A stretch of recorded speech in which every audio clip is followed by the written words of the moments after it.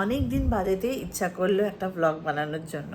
So একটা blog শুরু হতে গেলে তার কনটেক্সটটা দেওয়াটা খুব প্রয়োজনীয় বলে আমার মনে হয়। তো আজকে আমি কোথায়, কী জন্য, কিসের জন্য ব্লগ দিচ্ছি সেটাও আমি একটুখানি জানিয়ে রাখতে চাই।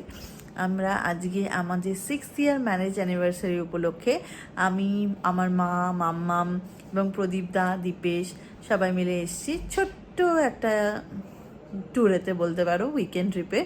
দীঘাতে এসেছিলাম। দেন দীঘাতে একদিন থাকার পরে আমরা এসেছিলাম মন্দারমণিতে, যেখানে আজকে আমরা আছি শান্তিনিকেতন। আর এখানেরই একটা রুমেতে আমরা আছি। এখানে দীপেশ একটু কাজ করছে অফিসিয়াল। আর এখানে আমি গোটা রুমের একটা ট্যুর দিয়ে দেবো পরে, যদি আজকে ট্যুর দিতে ভুলে গেছি, আমি একটু ট্যুর দিয়ে দেবো। আর বাকি ব্লগটা শুরু হচ্ছে ঠিক 1 তারিখে সকালবেলা 7টার সময় আমরা বাড়ি থেকে বেরোই। আর এভাবেই শুরু হয় আমাদের সকালটা। তারপরে আমরা নতুন ভেহিকেলস BYD অ্যাটো 3-র সুপিরিয়ার মডেলটা আমরা অগস্ট মাসে কিনেছিলাম। তারপরে বলতে পারা যায় এটা আমাদের first trip by road, because as a EV owner এটা আমাদের ফার্স্ট ইভি গাড়ি। তো আমরা সবসময় একটা চিন্তায় ছিলাম যে charging station Kolkata area, New Town এরিয়াতেও নিয়ারবাইতে অনেক পাওয়া যায়। বাট আমরা কীভাবে প্ল্যান করি আমাদের মানে এই ট্রিপটাকে, অ্যান্ড মোস্ট প্রবাবলি বলতে গেলে অনেস্টলি দীপেশ, আমরা কোনো প্ল্যানই মনে হয় করিনি। আমরা কোনো প্ল্যানই করিনি। হঠাৎ করে যদি কোথাও যদি এরকম যাওয়া হয়, তাহলে উইদাউট প্ল্যান বেরোলে কী কী সার্কামস্ট্যান্সেস আমরা ফেস করতে পারি বা কী কী করেছি, সেগুলো আমরা এই ব্লগটাতে আমরা শেয়ার করার চেষ্টা করব। So welcome to our video. It's welcome to EV couple Chronicles চ্যানেলে। এটাই আমাদের ইউটিউব চ্যানেলের নামটা, যেখানে আমাদের ইভি ভেহিকেলস, যার নাম হচ্ছে BYD অ্যাটো 3 সুপিরিয়ার মডেল। এটা সব থেকে টপ মডেল। এই গাড়ির 3টে ভ্যারিয়েশন ছিল। একটা হচ্ছে ডায়নামিক, একটা হচ্ছে premium, and the top most হচ্ছে সুপিরিয়ার। তো আমরা প্রথমে ভেবেছিলাম যে প্রিমিয়ামটা নেওয়ার জন্য। সো এই রিলেটেড ভিডিও, মানে প্রথম অ্যাজ এ ইভি কার, মানে লাইক পেট্রোল কার থেকে ইভি কারে যখন সুইচ করলাম, what are the options and how was our journey, like সার্চগুলো, এগুলো আস্তে আস্তে আমরা এই চ্যানেলে আমরা তুলে ধরবো। তো আমি এখানে কিছু কিছু জিনিস এই আমাদের গাড়ি রিলেটেডই, লাইক গাড়িতে যে রোড ট্রিপ ট্রাভেল করবো ইন ফিউচার, আমাদের আরও অনেক প্ল্যানিংস আছে যেগুলো আমার কভার করার ইচ্ছা আছে। তো ফার্স্টে আমরা মায়াপুর গেছিলাম, সেটা আলাদা সেপারেট ভিডিওস আছে। বাট এইটা থেকে না যা হয় আর কি, ভিডিওস জমা পড়তে থাকে। Finally we had a courage কি আমাদের এটা করতে হবে ভিডিওটা। অ্যান্ড আমরা যেটা 6th ইয়ার অ্যানিভার্সারি, আমরা এটা ফ্যামিলির সঙ্গে শেয়ার করছি, যেরকম আমি বলে এসেছি। তো হোপফুলি তোমাদের ভালো লাগবে। 1 তারিখে ব্লগটা আমাদের স্টার্ট হয়েছিল। তো আস্তে আস্তে 1 by 1 ভিডিও যাবে। This is the context. After that তোমরা সমস্ত কিছু দেখতে পারবে। Thank you. 2000 years later. আমরা সবাই মিলে চলে এসেছি আজকে দীঘা। দীপেশ, আমি, প্রদীপদা, মাম্মাম পৌঁছে গেলাম দীঘায়। তারপরে পৌঁছালাম আস্তে আস্তে নিউ দীঘাতে আমাদের হোটেলে। বাঁ দিক থেকে প্রথম হোটেলটাই আমাদের হোটেল সিবার্ট। চলুন রুম টুরটা দিই।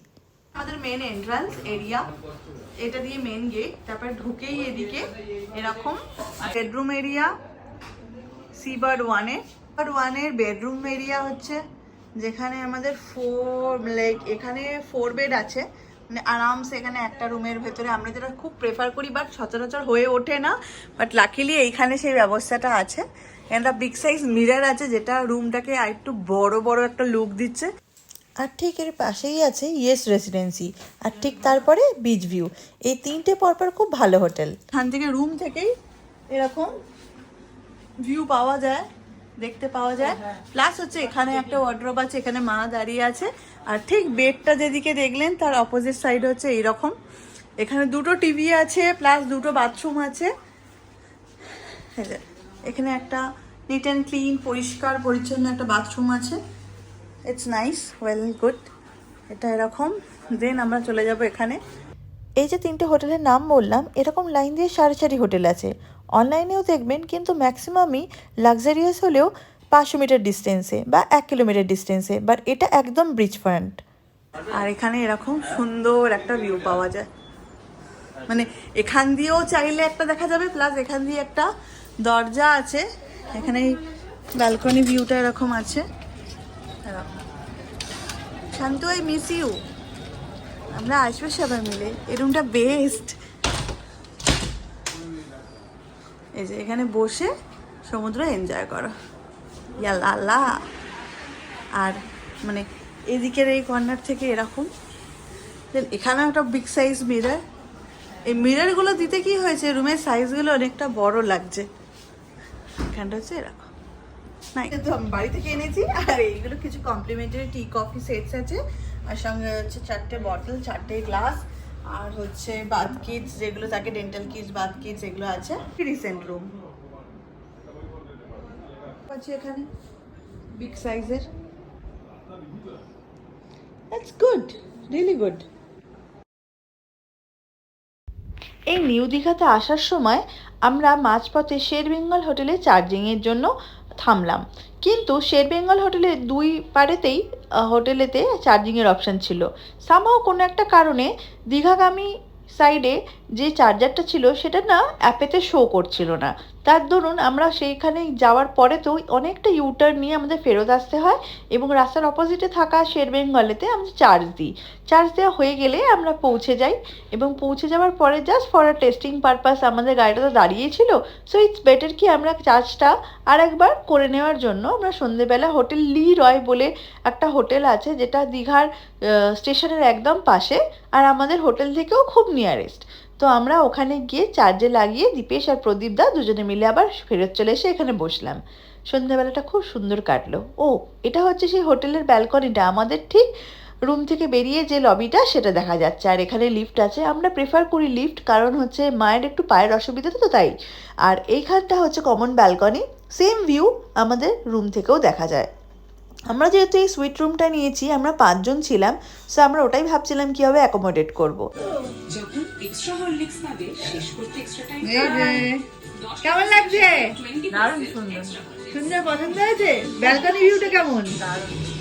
আমরা 4 জন এই ঘরেতে শুলো, প্রদীপদের সোফাতে অ্যাডজাস্ট করে নিয়েছিল। সোফাটা বেশ কমফোর্টেবলও ছিল, আর ও একটু উইদাউট এসিটাই প্রেফার করে, বা এটাতে এসি ছিল না, তো ও অ্যাকচুয়ালি সেন্ট্রালাইজ এসি হলেও ওখানে অপশন ছিল অফ করার, আর বাকিদের একটু এসি হলেই ভালো হতো। ওই জন্য আমরা 4 জন একসঙ্গে শুয়েছিলাম, আর প্রদীপদের বাইরে শুয়েছিল। আর এইভাবেই আমরা আমাদের দীঘা ট্রিপটা ভীষণ এনজয় করেছি। এই যে দীপেশ বসে আছে, এখন মোটামুটি রিল্যাক্স হয়ে গেছি, কারণ আমাদের গাড়ি ফুল চার্জ।